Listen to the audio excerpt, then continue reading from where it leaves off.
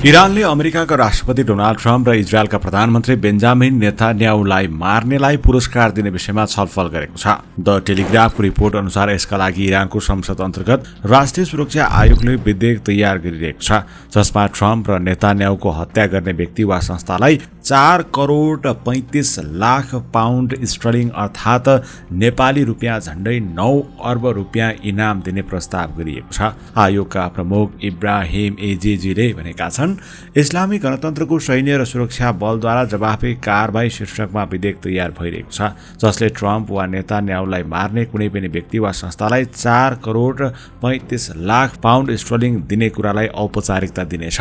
इरानका सांसद मोहम्मद नबाबियानका अनुसार संसदले यो विधेयकमा चाँडै मतदान गर्ने बताएको छ। टेलिग्राफको रिपोर्ट अनुसार इरानले अमेरिका र इजरायलले गत फेब्रुअरीमा संयुक्त हवाई हमला गरी आफ्ना तत्कालीन सर्वोच्च नेता अयतोल्लाह अली खामेनी सहित धेरैजना सैन्य अधिकारी र राजनीतिक नेता मारेपछि बदला लिन यो विधेयक ल्याएको हो। यसबीच अमेरिकी राष्ट्रपति डोनाल्ड ट्रम्पले मंगलबार इरानमा सुरु गर्न लागि योजनाबद्ध आक्रमण कतार, साउदी अरब र युएई जस्ता खाडी देशको अनुरोधमा स्थगन गरिएको दावी गरेका छन्। इरानले आफूहरूलाई मार्ने इनाम ठूलो रकम दिने घोषणा गर्नु र ट्रम्पले इरान आक्रमणलाई रोक्नुलाई अर्थपूर्ण रूपमा लिएको छ। इरानको रिभोल्युसनरी गार्ड्सका पूर्व कमान्डर मोहसिन रेजाईले एक्समा लेख्दै भनेका छन्, उनीहरू आफै सैन्य हमलाको मिति तोक्छन्, फेरि आफै रद्द गर्छन्। यो अर्थहीन अपेक्षा हो कि इरानी जनता र अधिकारीले आत्मसमर्पण गर्नेछन्। शक्तिशाली सेना र महान इरानी जनताको साहसले उनीहरूलाई पछि हट्न र हार स्वीकार गर्न बाध्य पार्नेछ उनले भने।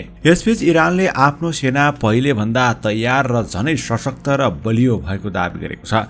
इरानी सेनाको खाथम अल अम्बिया केन्द्रीय हेडक्वार्टरका प्रमुख मेजर जनरल अली अब्दुल्लाहीले इरानी सेना दुश्मनको सशक्त प्रतिवाद गर्न तयार रहेको बताएका छन्। इरानको फौज सधैँ तयार र कुनै पनि दुश्मनको आक्रमणको सशक्त तवरले ठूलो मात्रामा जवाब दिन तयार छ उनले लेखेको छ। यसैले मंगलबार अमेरिकी राष्ट्रपति डोनाल्ड ट्रम्पले अमेरिकाले इरानमाथि हमला गर्ने तय भए पनि खाडी देशले रोकेको बताएका थिए। अझै पनि इरानमा कुनै पनि सम्झौता गर्न तयार नभएको र ठूलो हमला हुने ट्रम्पले धम्की दिएका थिए। ट्रम्पको धम्कीकै बावजुद इरानी सेनाले पनि पहिला भन्दा झन कडा प्रतिरोध गर्ने र अमेरिकाको खाडीका देशहरूमा रहेको सबै सैन्य बेस क्याम्प ध्वस्त पार्ने बताएको हो।